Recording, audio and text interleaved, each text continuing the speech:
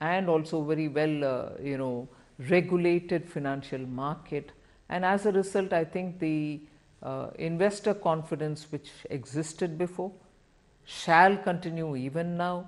Our regulators are normally very, very stringent about certain governance practices, and therefore they should, one instance, however much talked about globally it may be, I would think is not going to be indicative of how well Indian financial markets are governed. So many lessons have been learned over the decades, and therefore I think our regulators have kept our market well in prime and prim condition.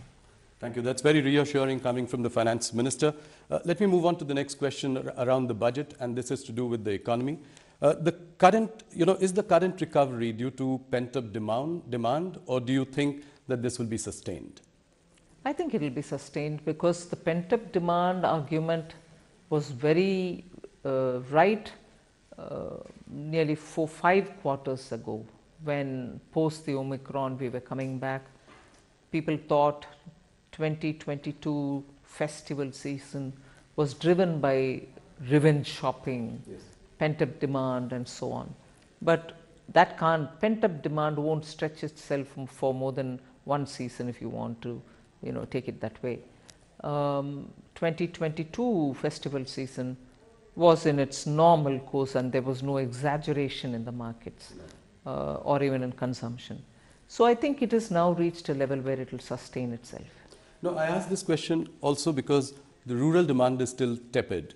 Looking at the commentary coming from FMCG companies in India. Also, if we look at the work under the Manrega scheme and the and FMCG results. I asked this question in this context as well. Can aggregate demand be more robust?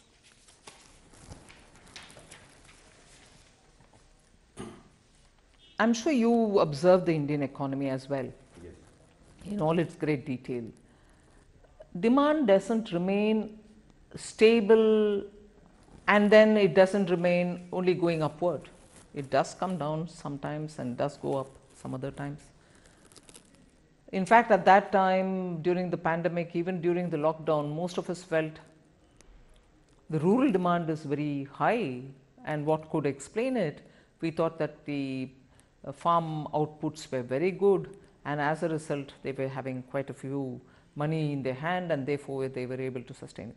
So that happens soon after the harvest. But rural demand even today, in terms of the people who are in the farm equipment manufacturing areas, are quite comfortable with what is going on in the rural market. It's not as if demand has affected them. So people are purchasing equipments to do their tilling or farming activities. That's one. I'm not just talking about tractors, but even the other equipments which go in. One. And second, also rural demand, which is FMCG related or your daily consumption related items.